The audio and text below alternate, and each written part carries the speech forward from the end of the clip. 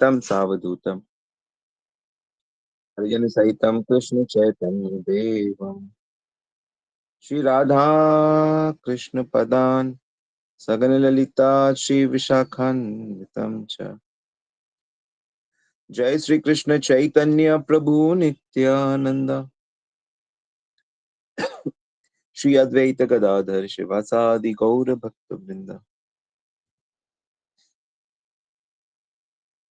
हरे कृष्णा कृष्णा कृष्णा हरे हरे, हरे राम राम राम हरे हरे। हरे कृष्णा, सभी का बहुत बहुत स्वागत है नित्य श्रवण की कथा में।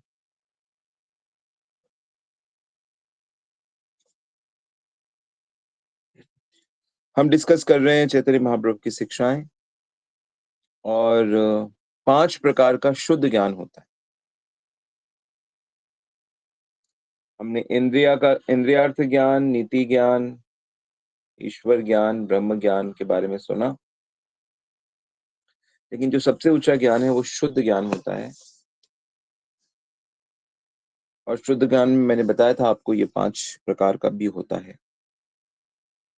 पहला है परेशानुभव।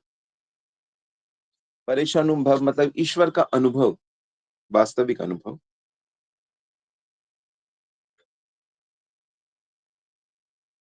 तो ये ईश्वर का अनुभव हम 3 प्रकार से कर सकते हैं।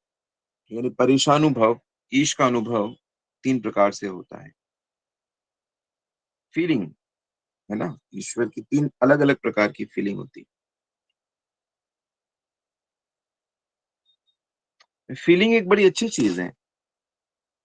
जैसे मान लो आपको बहुत ह्यूमिड लग रहा है, जैसे बहुत गर्मी लग रही है, तो वो गर्मी एक फीलिंग है।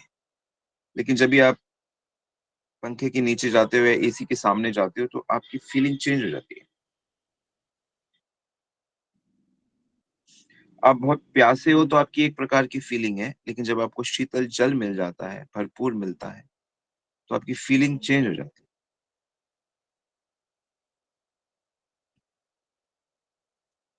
गरीबी एक अनुभव है तो अमीरी एक अनुभव है। बीमारी एक अनुभव है तो अच्छा स्वास्थ्य एक अनुभव है। दुख एक अनुभव है, सुख एक अनुभव है। लेकिन भगवान का भी इसी प्रकार अलग अलग प्रकार का अनुभव होता है। अच्छा, भगवान ऐसे हैं, ये एक अनुभव है। अरे भगवान ऐसे हैं, ओ गॉड भगवान आप ऐसे हो, मतलब ये अनुभव है। तो शास्त्र कहता है कि ये भगवान का जो अनुभव है ये 3 प्रकार का होता है। एक होता है ब्रह्मानुभव, ब्रह्म का अनुभव। दूसरा है परमात्मा का अनुभव, और तीसरा है भगवान का अनुभव। जैसे अलग अलग लोगों की संगति में हमें अलग अलग अनुभव होता है। दुश्मन के साथ, जिसके साथ हमारा द्वेष है, हमें उस समय कष्ट का अनुभव होता है। मित्र के साथ एक सुख का अनुभव होता है। परिवार के साथ वैसा ही अनुभव होता है। तो आप ईश्वर का किस तरह से अनुभव करना चाहते हो? भागवत के अनुसार सबसे अच्छा अनुभव है भगवान की तरह अनुभव, क्योंकि इसमें भगवान का जो अनुभव है वो एक व्यक्ति के रूप में होता है, एक पर्सनालिटी के रूप में होता है। ब्रह्म का जो अनुभव होता है वो निर्विशेष अनुभव होता है।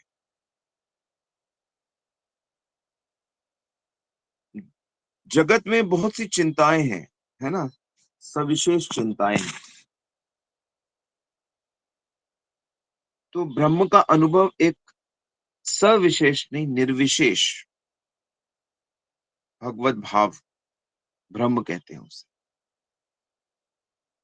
देखो भगवान तो अपने आप को हमारे सामने प्रकट करेंगे। वो ब्रह्म रूप से करें, परमात्मा रूप से करें कि भगवान रूप से करें, ये इस पे निर्भर है कि हम किस रूप से उनका अनुभव करना चाहते हैं। ईश्वर तत्व खुद हमारे सामने प्रकट होंगे। ईश्वर स्वप्रकाश है, ईश्वर स्वतंत्र है।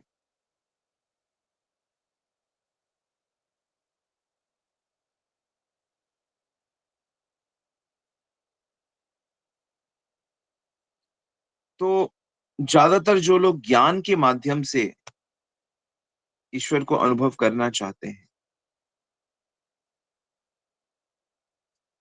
ज्ञान से वो ईश्वर का चिंतन करते रहते हैं, तो उनको एक ऐसी अनुभूति होती है कि ईश्वर सर्वत्र, सब समय, सब में, कण कण में सदा व्याप्त है और उसने ही इस सबको धारण किया हुआ है।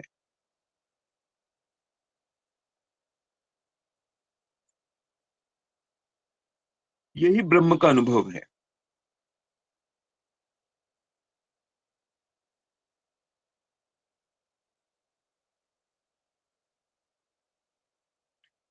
तो ये जो ब्रह्म अनुभव है, ये उनका नित्य सिद्ध स्वरूप नहीं है।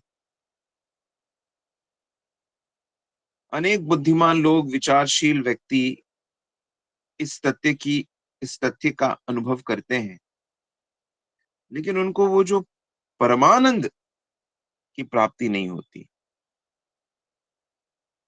क्योंकि इसमें संबंध का अभाव होता है।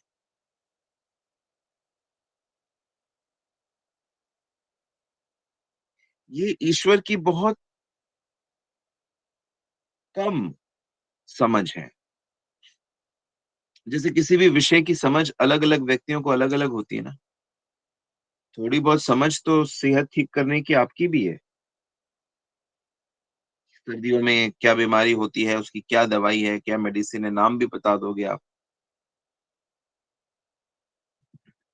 लेकिन डॉक्टर जो एक फिजिशियन है, उसकी समझ तो आपसे बहुत बड़ी है ना। जैसे जैसा ज्ञान होता है, वैसे वैसे आप चीजों को अलग तरीके से अनुभव करते हो। अब किसी ने विज्ञान पढ़ा है, तो वो चीजों को वैज्ञानिक दृष्टि से देखेगा ना, और उस अनुभव को वो जितना स्ट्रांग करेगा, उतना वो उसका आनंद उठा सकता है। जैसे मान लो पानी ही है, जैसे पानी है, पानी एक पदार्थ है, तो आप पानी को कैसे देखते हो? अच्छा, पानी है, अच्छी बात है, पानी पियो, प्यास बुझाओ। लेकिन विज्ञान देखता है कि नहीं नहीं, ये पानी तो है, लेकिन ये पानी समुद्र से उड़ रहा है, इवापरेट हो रहा है। हवा के हवा में जब ये वेपर है, हल्का पानी इसमें है, तो बादल बन जाता है। वो पानी ही तो है, लेकिन वो थोड़ा भाप से थोड़ा बड़ा है। और यही पानी जा रहा है, ठंडा हो गया, वो बर्फ बन गया। वही पानी, वही पानी फिर गर्मी के कारण फिर पानी बन गया, फिर बह रहा है, बह के फिर समुद्र में आ रहा है। फिर इसको पेड़ पौधे, ये जमीन में बारिश हो रही है, जमीन के नीचे जा रहा है, जमीन में पानी नीचे जा रहा है, फिर पानी पेड़ों के अंदर जा रहा है, जड़ों से पेड़ों में जा रहा है, फिर जड़ों से फिर पत्तियों में, टहनियों में, वहां से फिर हवा में जा रहा है। जा रहा है कि नहीं जा रहा?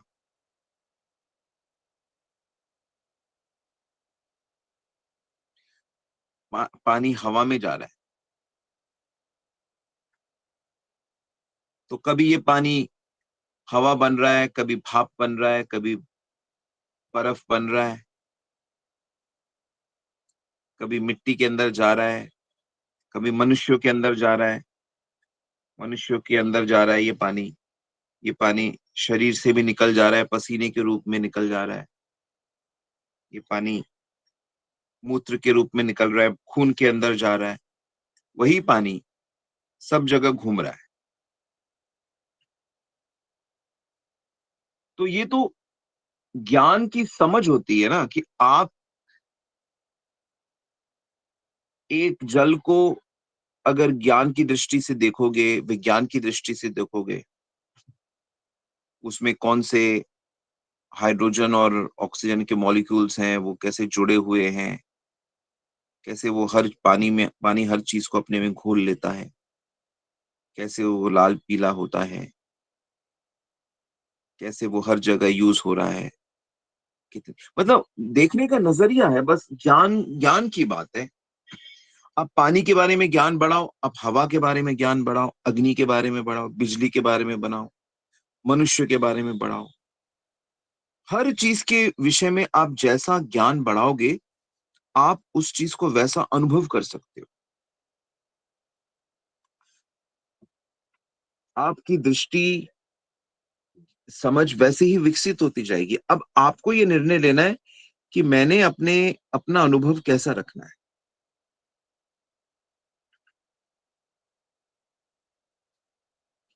कैसा मैंने अनुभव रखना है।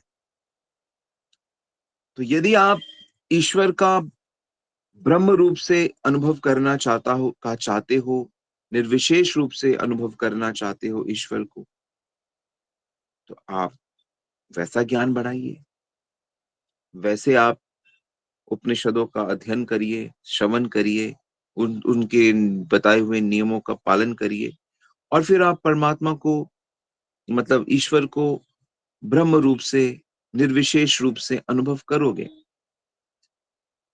लेकिन भागवत ये कहती है कि वो परम सिद्धि नहीं है। जैसे चार कुमार का ब्रह्मा जी के पुत्र थे, तो वो, उनको जो परेशानुभव होता था, ईश्वर का अनुभव होता था, वो ब्रह्म रूप में होता था। वो तो जब वैकुंठ गए और विष्णु जी के चरणों की तुलसी की गंध जब उनकी नासिका में गई, और वहां से उनका जो चित्त था वो ब्रह्म अनुभव से अलग हटने लगा कि ये क्या चीज है। तो विष्णु के जो चरणों की जब सुगंध मिली, तब फिर वो भगवद अनुभव की तरफ बढ़ने लगे। ऐसे ही सुखदेव गोस्वामी ने जब श्री कृष्ण के गुणों को सुना, वरहा पीड़म नटवर वपी करुणिका करुणिकारनयो, जब कृष्ण के गुणों को समझा, तो फिर वो ब्रह्म अनुभव उनको फीका लगने लगा,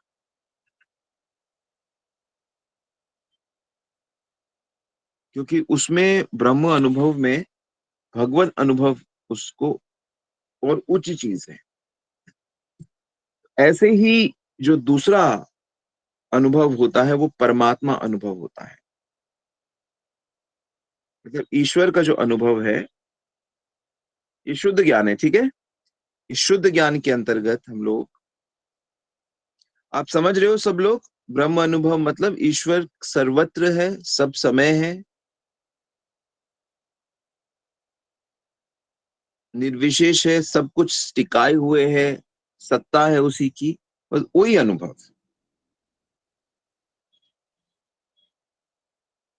कोई रिश्ता, कोई जीवन, कोई जन्म, कोई मरण, निर्वाण की स्थिति जिसे कहते हैं।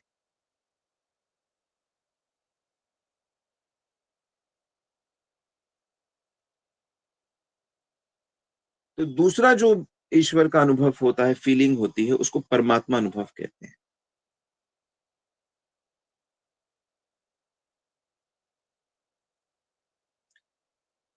तो जितने भी हम लोग हैं, हम लोग बद्ध जीव हैं, कंडीशनड सोल हैं। तो हम लोगों को हमारे कर्मों का फल देने वाला, समस्त कर्मों का कर्ता जो है, और जगत में हर एक एटम के बीच में स्थित, हर एक अणु में, तो आपके शरीर में कितने अणु हैं, हर अणु में वो ईश्वर जिस रूप से है, उसे परमात्मा कहते हैं। अष्टांग योगी जिस ईश्वर की का ध्यान करते हैं, अष्टांग योगियों को जिस ईश्वर का ध्यान करने की बात कही गई है, वो परमात्मा है। परमात्मा के दो रूप बताए गए हैं हमारे शास्त्रों में। पहला है वैशिष्ट रूप, वैशिष्ट प्रकाश, और एक है समिष्ट प्रकाश। मतलब ये जो पूरा ब्रह्मांड है ना, पूरे ब्रह्मांड को परमात्मा का शरीर माना गया है, विष्णु शरीर, महाविष्णु। उसकी एक कल्पना करी गई है परमात्मा की। इसको समिष्ट प्रकाश कहते हैं, ब्रह्मांड विग्रह। परमात्मा अनुभव की बात हो रही है, पूरे सृष्टि को ही परमात्मा के रूप में अनुभव किया जाता है। विशेष रूप है, मतलब विष्णु रूप है। और दूसरा जो वैशिष्ट प्रकाश है, वो मतलब किसी भी शरीर की, जैसे किसी का भी शरीर है तो उसके शरीर का जो अंगूठा है उतने साइज का, उस साइज के वो हृदय में परमात्मा रूप से अवस्थित है।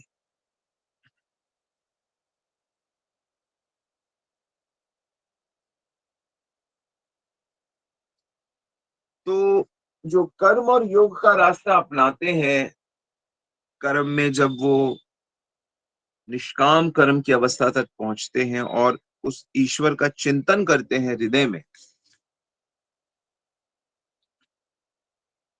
निष्काम कर्म की स्थिति में आके, या जो अष्टांग योगी है अपने योग से शुद्ध होकर जिस स्टेज में आते हैं, उस स्टेज में वो परमात्मा का अनुभव कर सकते हैं, ईश्वर का परमात्मा के रूप में अनुभव कर सकते हैं, कि वो हमारे भीतर ही स्थित है।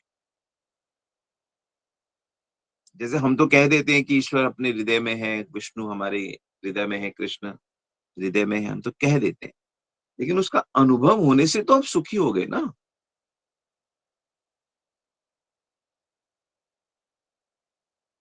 भाई खजाना है, लेकिन आपको पता नहीं है। तो खजाना नहीं भी है तो भी नहीं पता, है तो भी नहीं पता, तो एक ही तो बात हुई।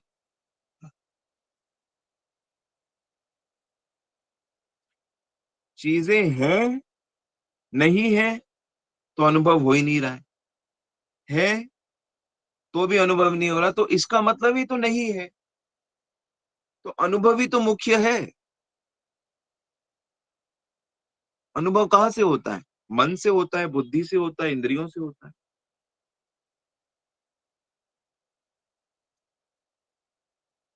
तो व्ययिष्ट प्रकाश और समिष्ट प्रकाश, ये दो रूपों में परमात्मा का अनुभव होता है। समिष्ट में, समिष्ट मतलब सब कुछ, समिष्ट सारे ब्रह्मांड को ही परमात्मा के विग्रह के रूप में अनुभव करना। और व्ययिष्ट मतलब हृदय के भीतर सुंदर विष्णु रूप से उनकी अनुभव करना। अब तीसरा अनुभव है भगवत अनुभव। तो भगवत अनुभव वास्तव में पहला ब्रह्म अनुभव और परमात्मा अनुभव दोनों उसमें समाये हुए हैं। मतलब जो आनंद उनको मिल रहा है, जो अनुभूति इनको हो रही है, वो अनुभूति से कोटि गुना ज्यादा अनुभूति भगवत अनुभव में होता है। इसमें ईश्वर को कैसे देखा जाता है? हरि बोल। कैसे अनुभव किया जाता है?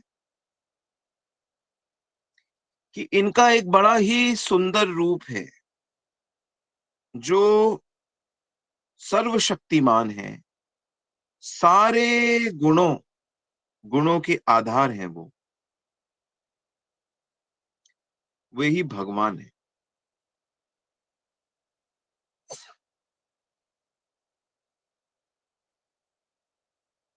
मूल तत्व पे यदि हम विचार करें, ईश्वर तत्व पे यदि हम विचार करें, तो उससे ये बात क्लियर हो जाएगी कि भगवान के अतिरिक्त कोई दूसरी वस्तु स्वतंत्र है ही नहीं। भगवान सर्वशक्तिमान है और उनकी अचिंत्य शक्ति से जीव यानी हम लोग और जगत ये सब कुछ प्रकट हुआ। अचिंत्य शक्ति हम कल्पना नहीं कर सकते वो शक्ति क्या है, कैसी है। पर भगवान की अचिंत्य शक्ति से ही हम जीव और जगत प्रकट हुआ है। और जो उनकी शक्ति से वो अलग नहीं है, उनकी शक्ति उन्हें छोड़कर नहीं रह सकती। उनकी शक्ति सदा उनके साथ रहती है, उनके नियंत्रण में रहती है।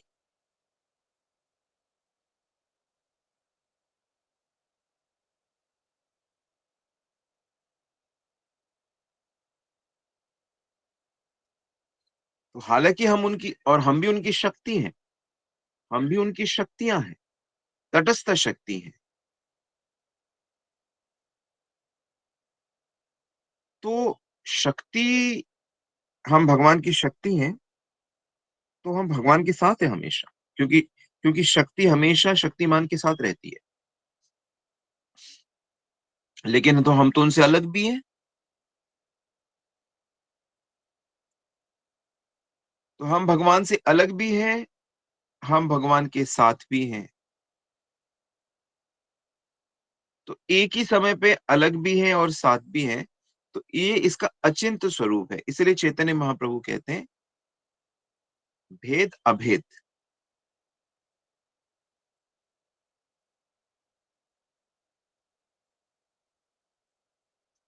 भेद और अभेद, सिमिलैरिटी और डिफरेंस, जब तक ये चीजें पक्की नहीं होगी तो ये चीजें समझ ही नहीं आएंगी। तो चैतन्य महाप्रभु ने यही समझाया है कि यदि एक साथ डिफरेंस और सिमिलैरिटी कैसे हो सकती है, कैसे संभव है, इसे लॉजिक से कैसे समझें, है ना भाई। एक एक कह रहे दिन भी है रात भी है।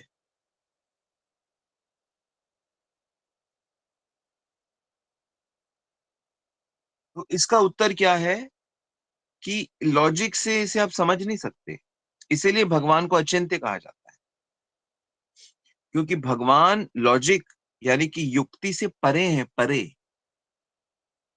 वो लॉजिकली भगवान को अप्रूव नहीं कर सकते आप। एक आइडिया लगा सकते हैं कि भाई जब चीजें हैं तो उसको बनाने वाला भी है, यहां तो ये लॉजिक चलता है। लेकिन हर चीज किसी ना किसी चीज से आई है तो भगवान कहां से आ गया, तो यहाँ पे लॉजिक नहीं चलेगा। हर चीज का एक क्रिएटर होता है, ठीक है ना। हर चीज किसी ना किसी ने बनाई है। तो आप उस आधार पे कह सकते हो कि जगत तो पर जरूर किसी ने बनाया और जिसने बनाया वही भगवान है। हाँ जी ठीक। फिर किसी ने पूछ दिया कि अच्छा उसको किसने बनाया,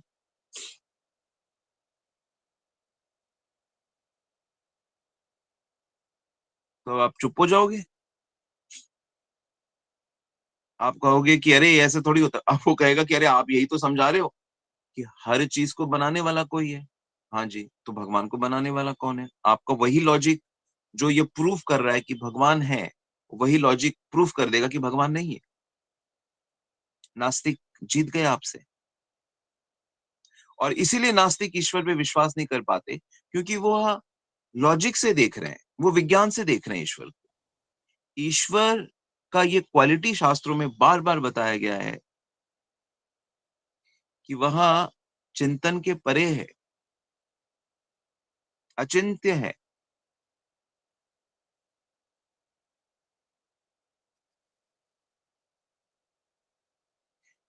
तो जब हम भगवान के विषय में जानकारी प्राप्त करते हैं, कृष्ण और भगवान कौन है, इति चाम्स कलाम पुंसाम कृष्णस्तु भगवान स्वयं, वो स्वयं भगवान श्री कृष्ण है। तो भगवान अचिंत्य इसलिए है क्योंकि उनमें विपरीत धर्म एक साथ रहते हैं।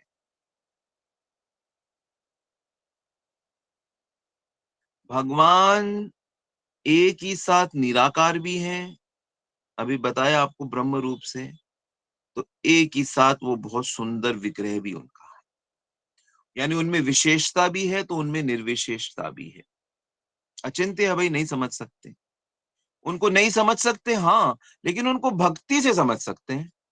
देखो क्या बात है। भगवान को नहीं समझ सकते, हाँ जी, लेकिन भक्ति से, भक्ति गम्य है वो। भक्त्या माम अभी जानती, उनको जाना नहीं जा सकता, लेकिन भक्ति से जाना जा सकता है।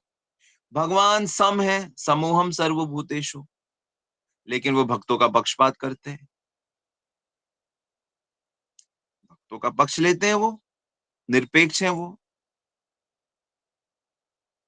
मेरा कोई दोस्त नहीं है, वो कहते भक्त का मैं सदा मैं दोस्त हूं। तो ये उल्टी उल्टे धर्म वाली जो चीजें हैं वो सब भगवान की पर्सनालिटी में फिट बैठ जाती हैं।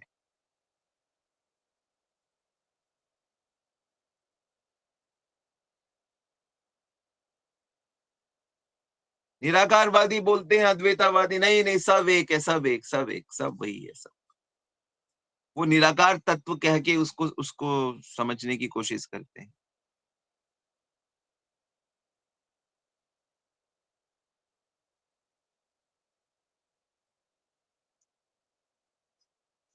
तो मूल बात यह है कि लॉजिक से भगवान समझ में नहीं आने वाले, वो उसके परे है।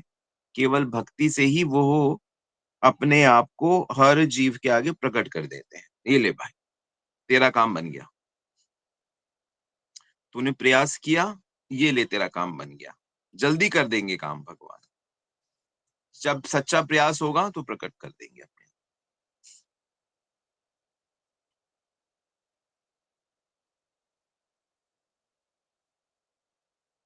पर लॉजिक और ज्ञान और विज्ञान से वो नहीं जाने जाते।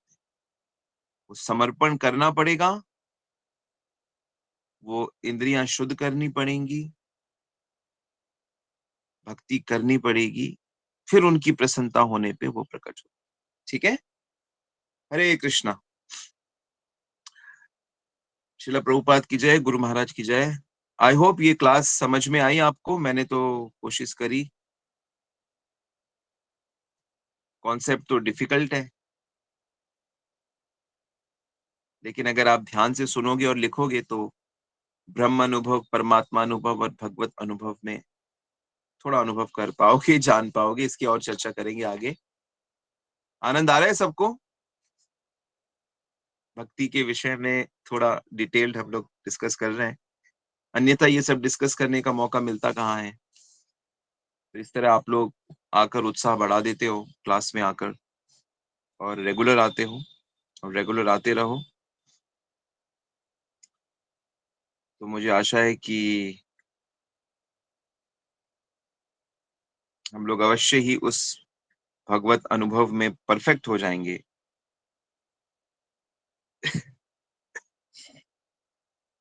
Yes, any question? Hare Krishna प्रभु जी, दंडवत प्रणाम। जी माता प्रभु जी। जी, ये बात तो बिल्कुल सही है जो आपने अभी बताई है कि लॉजिक से हम भगवान को कभी नहीं समझ सकते। और ये सिर्फ ये बात इस बेस पे है कि आपके शिक्षा देने के बाद ये चीज, जैसे एक दिन और पहले भी कही थी कि बचपन से हम ये चीजें पढ़ते आ रहे हैं, लेकिन जब तक तो हमें यही नहीं पता था कि हम पढ़ते क्यों हैं। हम सिर्फ एक रिलीजियस बुक्स के नाम पे, कहानियों के नाम पे और उसको पढ़ते थे। ये नहीं पता था राम कौन और कृष्ण कौन, बस रामायण पढ़ ली और वो पढ़ ली। लेकिन जब से आपने शिक्षा दी है तो ये चीजों का डिफरेंस समझ में आया। और जहाँ तक ये परमात्मा अनुभव जो अभी आप बार बार हमें बताते हैं, गाइड करते हैं कि परमात्मा हमारे अंदर साक्षी रूप में बैठा है और हमें उसको भगवत अनुभव में कन्वर्ट करना है, भगवान को अपने अंदर बिठाना है। तो ये यस। बार बार जप करके, भक्ति करके, साधु संतों के संग से, गुरु आश्रय से, बेसिकली उसके और बिना वेट हम करो, आगे बढ़ ही नहीं सकते। वेट करो उनके उनके क्या कहते हैं, पसीजने का, उनके वो आपके उनके निर्देशन में जरूर होगा प्रभु जी, अब तो वो पूरी मान वो होगी उनकी उससे। मेरे निर्देशन में क्या, जो भी ईमानदारी से अपनी टीचर की आज्ञा का पालन करेगा उसका कल्याण होगा ही होगा। क्योंकि प्रभु जी ये बात आपके कहने से बार बार समझ आ रही है, बड़ी बात है। मतलब मैं इस लायक नहीं हूँ अभी कि हमें कुछ कहना है, मैं तो कुछ है ही नहीं कि आपके अंदर ही हम उस चीज को देख रहे हैं कि जिससे हमें परमात्मा का और उसके बाद भगवान का अनुभव होगा कि आपके अंदर ही कृष्ण का वास है। जुगल जोड़ी सरकार उसी में है, आपके चरणों के आश्रय में। हरे कृष्ण।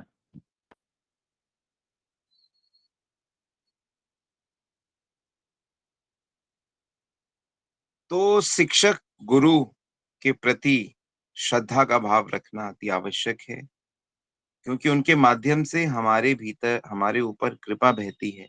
तो ये भगवत चर्चा जो हम लोग गुरु कृपा से कर पाते हैं, तो यही तो एक हमारा जो एक रास्ता है, भगवान की तरफ बढ़ने का रास्ता क्या है? ये भगवान का जप करना, कीर्तन करना, भगवान की भक्ति के अनुशीलन में लगे रहे, शरीर, मन, वचन, हर तरह से।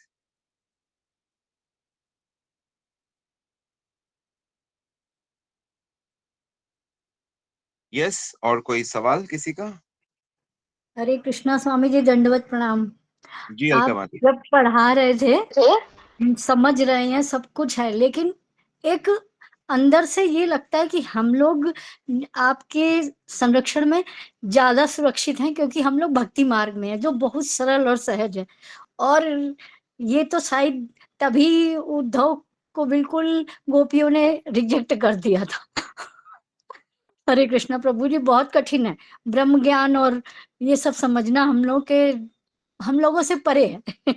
ठीक बात, और ठीक भी है इसमें जो ज्ञान और जो दूसरे अनुभव हैं, ये तो हम लोग हल्का हल्का बस उसको समझ रहे हैं कि उसका, उसकी रूपरेखा क्या है। हमको तो उसके डिटेल में जाना भी नहीं है, और ना ही हमको परमात्मा अनुभव करना है। हम ना ही हमको ब्रह्म अनुभव करना है। हमें तो भगवान के साथ संबंध बनाना है। लेकिन भगवान के साथ संबंध बनाने मात्र से ही वो सारे अनुभव अपने आप हो जाते हैं, जी, है ना? तो जैसे ही जीव का भगवान के साथ प्रेममय संबंध बनता है, तो जो सो संसार है, संसार के जो सुख है, आवश्यकताएं हैं, वो सारी पूरी हो जाती हैं। जी प्रभु जी। दोस्ती का भी सुख मिल जाता है, परिवार का भी सुख मिल जाता है, और सारे काम भी आपके बन जाते हैं। वो क्योंकि ईश्वर परफेक्ट है ना, तो ईश्वर के साथ जैसे ही, यानी कृष्ण, ईश्वर यानी कृष्ण, तो कृष्ण के साथ जैसे ही प्रेममय होता है, तो हर चीज परफेक्ट हो जाती जी है। प्रभु जी, अगर ये अगर हम विज्ञान है। नाम लेते हैं, उनका जाप करने से पहले ही अगर हम नाम लेते हैं, तो इतना मन हृदय रस से भर जाता है।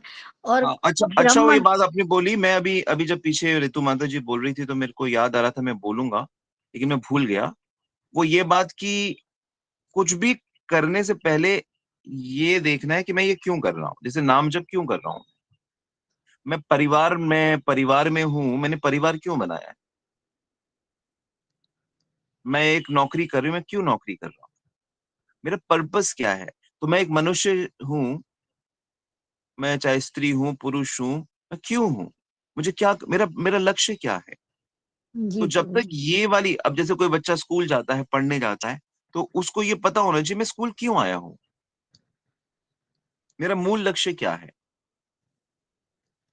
तो उसी प्रकार अगर हम कथा सुनने आ रहे हैं, तो मैं क्यों आ रहा हूँ कथा सुनने, क्यों का जवाब पता होना चाहिए।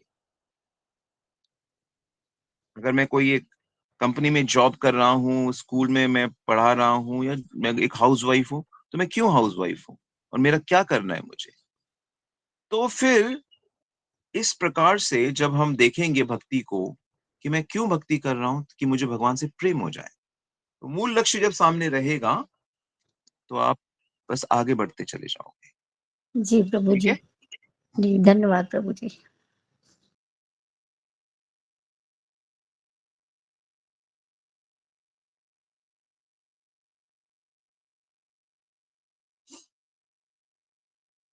All right, thank you very much. Srila Prabhupada की जय, गुरु महाराज की जय, समस्त भक्तजन की जय। गॉड प्रेमानंदी। हरि हरि।